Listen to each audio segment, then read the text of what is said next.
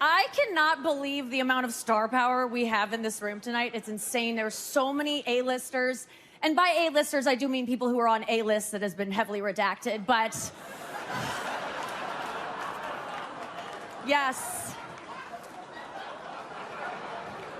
And the Golden Globe for Best Editing goes to the Justice Department.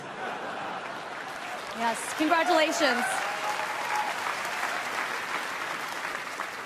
And the award for most editing goes to CBS News. Yes. CBS News, America's newest place to see BS News.